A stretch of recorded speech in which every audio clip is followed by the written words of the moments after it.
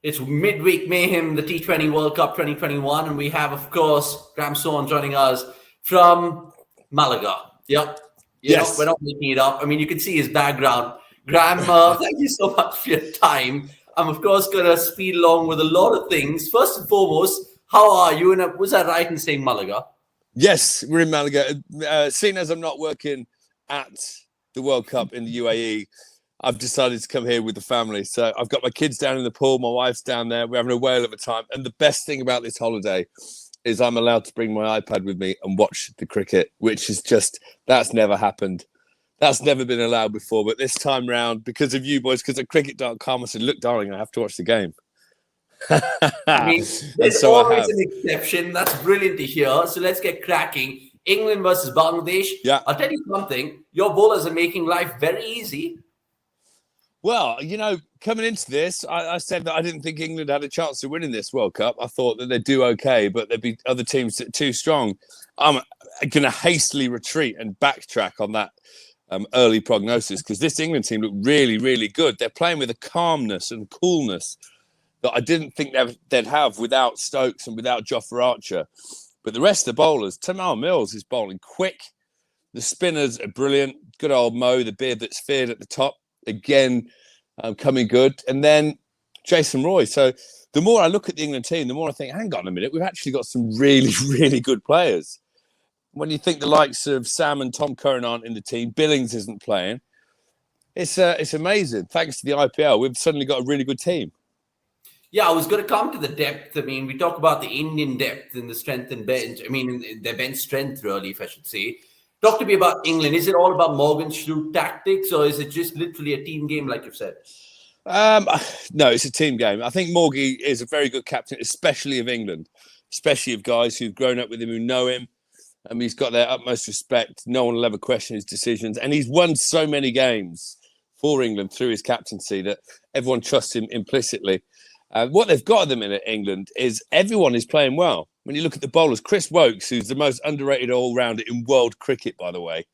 Good old Woakes. And you might not know him. He is the nicest guy ever. Way too nice to be a fast bowler. Fast bowlers are supposed to be like Neanderthals who live in caves, who come out, throw rocks at you and then go back and eat raw meat.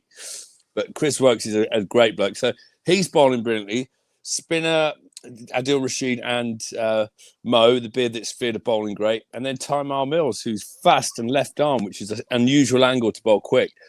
So, yeah, they've got a really good team. I'm not going to say favourites, but... Oh, did I just say that? Maybe. It's never been going to be modest with you. Let me just put it that way for all of the fans watching this. And even when you said, I mean, I was never really backing them earlier, I was like, really? Because all the time we've heard Swanny going on about England. It's almost life's come a full circle with that 2015 loss in Adelaide that night when Bangladesh, of course, beat England. And it was probably that which sparked the revolution. How do you sum up the last 6 years of white ball cricket? Is perhaps the best that we've ever seen from an English cricket team? Absolutely. I'll tell you what, to sum it up, when I used to play in my era, I got increasingly frustrated when I played, especially in 50-over cricket. The other teams had sort of revolutionised the way they played, especially going really, really hard in the first 15 overs, having out-and-out pace bowling to try and blow people away in the middle. We were still trying to eke out 250, thinking that was a good score. We were being left behind by the likes of India, New Zealand especially, South Africa, Australia. And English cricket, let's face it, in the team that I still played in, we still picked brilliant test players like Ian Bell and Jonathan Trott and Alistair Cook were in the one-day team. Brilliant test players, and no one would argue with that, but not as good as Jason Roy, Alex Hales, Dawid Malan, people like that in the one-day game.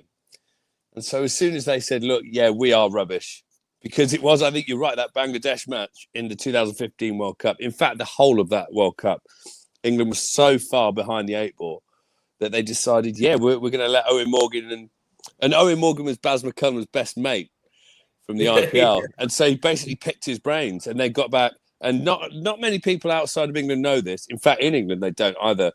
But Andrew Strauss not only was a brilliant captain, but he was the man in charge of English cricket. He was the Sourav Ganguly of English cricket. Now, at the time, who said, right, Morgie is captain, you tell us how we do things, and gave him carte blanche to go out and sort of rewrite the rule book on English cricket. And then since then, we've actually been the best team in the world to watch, I think, because I'm biased in English.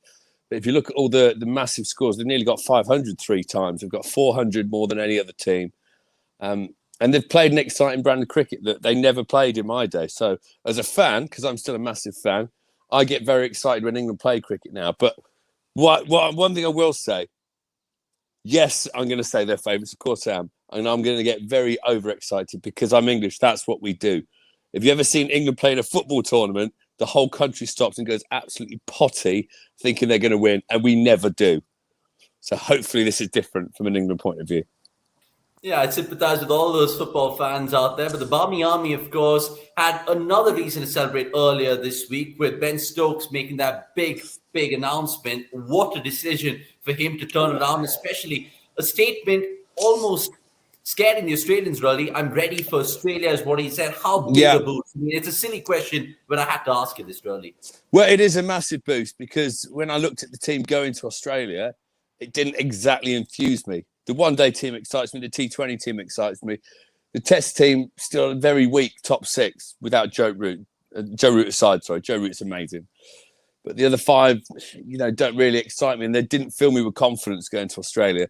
But if you've got Stokesy there batting at 6, all of a sudden you've got that experience and you've got a world-class all-rounder and someone who loves playing against Australia. So I don't think we're favourites going into that Australian tour, but I think, with Stokesy there, we've got a lot more chance of posting some big scores. So brilliant news for England. Just good to see Stokesy back as well because, he's like the talisman of English cricket. When he's playing well, England are playing well. So I can't wait. Good old Ben.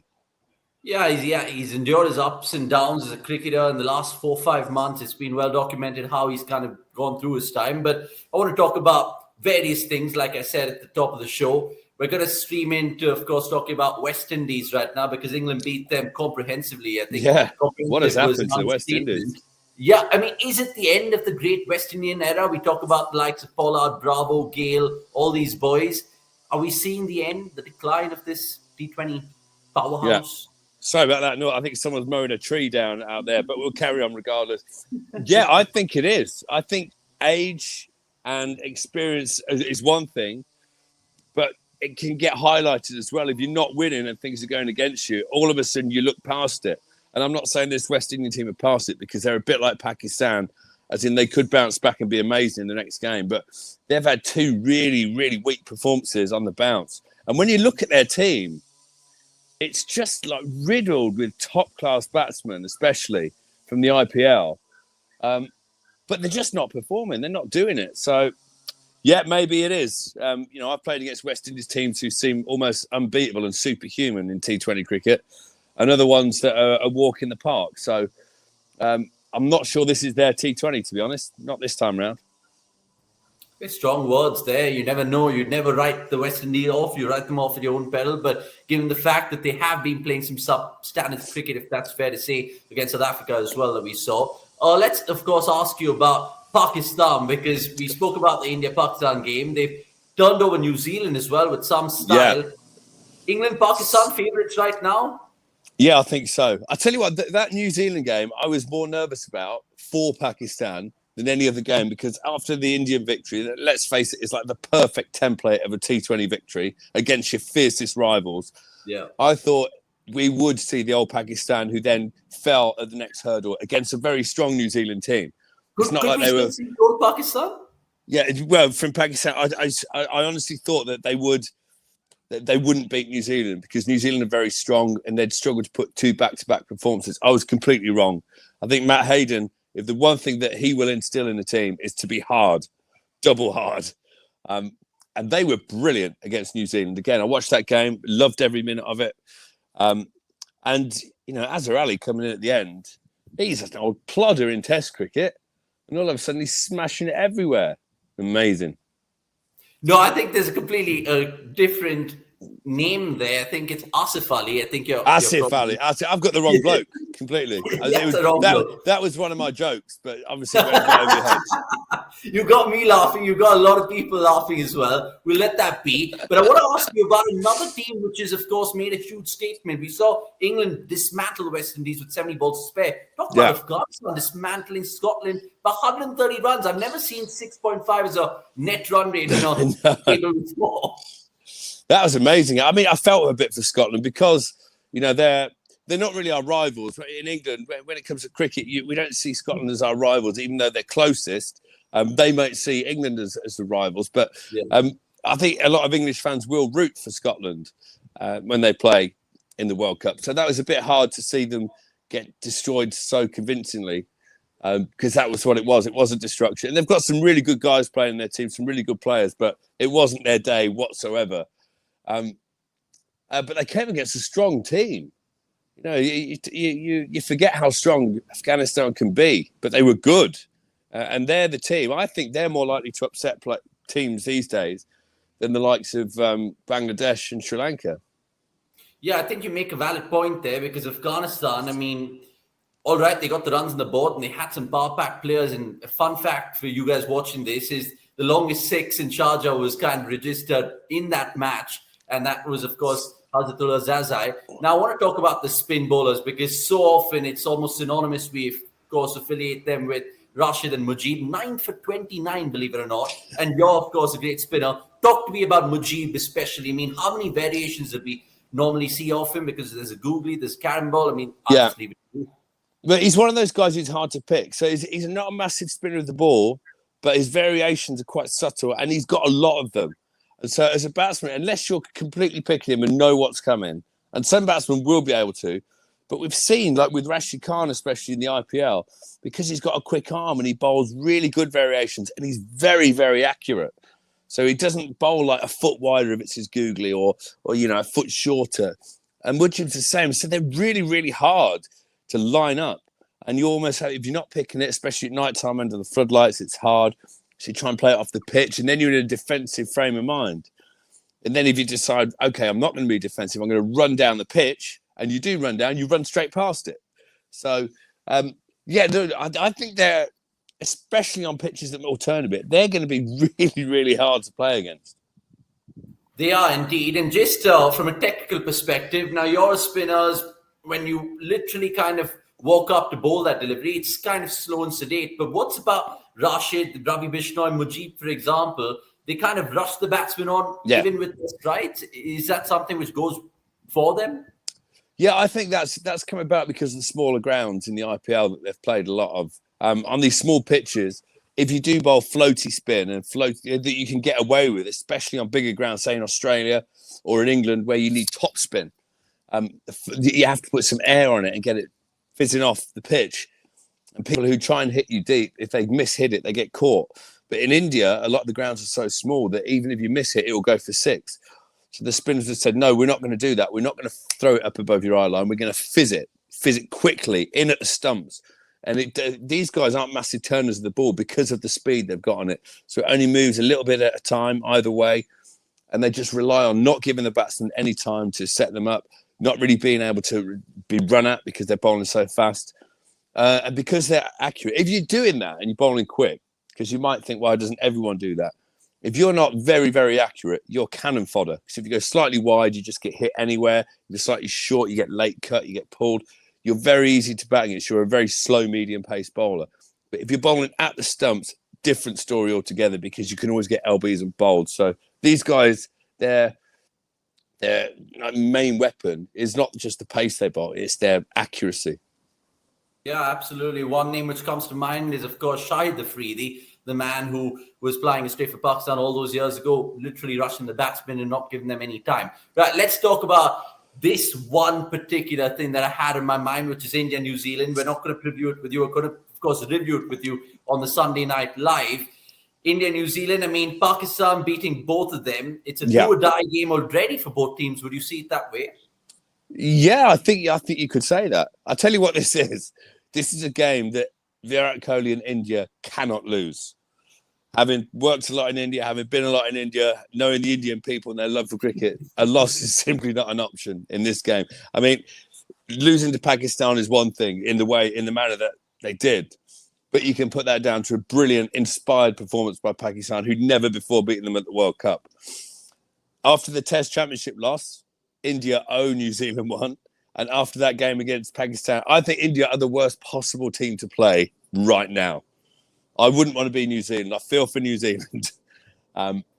And I think they'll be on the end of, I get that. of an inspired Indian team. I completely align with your thoughts. But you know what? Kiwi fans watching this would say, you know what? 2016 rings a bell because they spun us out in our own backyard. Yeah. Yes, they did. But I don't know. I think this is a different kettle of fish. I never look back in history and say 2016, whatever. I just look at right now, what's happening in the now, in the here and now. And can you imagine in that Indian team? Can you imagine if you put some inspirational music on before that game? That dressing room is going to be absolutely pumped because those guys can't go back home peacefully if they don't win. It's going to be horrific. It's going to be like a national disaster if India don't win this. And I just think they've got the experience and they've got the players who are going to bounce back from that Pakistan loss. I'm not having to go at New Zealand because New Zealand are brilliant. I think they're a very underrated team still, bizarrely underrated because they do so well in every tournament. But I just, like I'm saying, I personally, if I was still playing cricket, the last team in the world I'd want to play in the next game would be India after that loss. Okay, speaking of India quickly then, would you make any changes? Because there's been a lot of hullabaloo back home in terms of their team combination. If you're Virat Kohli, I'm giving you authority to make changes. Who would you want to bring in? Someone like Shardul Thakur, or would you stick with what you have? I think I would love to see Ashwin play, personally. And I don't think it's a bad thing to have all three spinners playing. Who he plays for, probably one of the seamers maybe, or Hardik Pandya if Hardik's not going to bowl. Shardul Thakur's an option. I'm very biased towards the spin, so I'd love to see Ravi Ashwin in there. He's a brilliant bowler. He's got a lot of variation, and he's a big time player, so he can really, turn up and perform in a must-win game. Swanny, let me just throw you some numbers right now because it's diabolical from an Indian point of view. Last 20 T20 internationals, the last 20 that is, 2 out of those 20 games have been the only times we've got wickets in the power play. Now, that is, of course, an area that everyone's pointing a finger at. Who is the power play bowler for India right now? Is it Varun Chakravarti? Because Jadeja has never been one, and Bhuvi and Shami, well, they've been not looking really the players that they are. Yeah, that's not a great stat. To be honest, I don't like the spinners bowling too much in the power play. I think if you've got someone who is brilliant at it, someone like Shakib is really good for Bangladesh. He's got a great record, but it's one of those things. It's very different. You're bowling, not to try and outfox the batsman with spin. You're trying to just stop being hit for boundaries and getting the ball to almost seam or arm balls off the pitch in the first couple of overs. Batsmen make a mistake.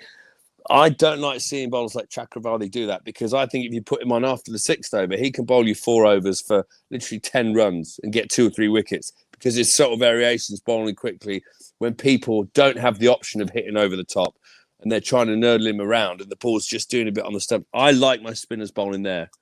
But yeah, that is an issue for India because they've got to do better than that. I mean, we saw in the IPL, RCB have got a terrible record of taking wickets early on in the power play. And it's bizarre when you see some of the people who played for them over the years. You think, well, how is that the case? But I don't know. Maybe it's just one of those things that they've got to stack the back end. If you're not taking wickets up front, what are you doing wrong? How can we change it? Maybe more bouncers. Let's see if that actually is the case because that is some good advice to pass on to the Indian team. But let's move on and tread carefully about some of the more serious matters right now because there was a lot of things made out of Quinton de Kock's absence against West Indies. Temba Bavuma saying one of his toughest days as captain. In fact, he went on to say he was shocked and taken back about Quinton de Kock's stance of course, not playing. What do you make of this whole situation? Because it's gathering steam. Well, I mean, you have to tread carefully because I don't know what the actual story behind him pulling out is. I can only imagine that it can't surely be, I refuse to be an anti-racist. Surely that's not the case. In this day and age especially, and in South Africa with their political history, That's simply not an option, and it shouldn't be. But like I say, I don't know. He hasn't said that. What it seems to be is that they're being forced into something rather than it be an option, which I get. If that's the case, and someone say, no, you must do this, we are telling you have to do this, that's not right. This should be a thing that any decent human being does off their own back. And if the option's there to take a knee, I certainly haven't met anyone given the option who would stand up and say, no, I'm racist, I'm not doing it, or I'm against the anti-racist movement. I'm not saying that Quinton's racist. Don't take me, don't mix my words up. So until he comes out and clarifies exactly what's going on, I think we're all in the dark. And I saw Carlos Brathwaite said, he needs to come out and clarify it. I actually agree with that. You can't just leave this hanging in the air. It leaves a sick and sour taste in people's mouths, and it leaves a conjecture, which is exactly what I'm doing now, which isn't helpful. But certainly in my case, if I was given the option, I would 1,000% go down on one knee. Racism is abhorrent. It really is. But I don't like being told what to do and at the same time.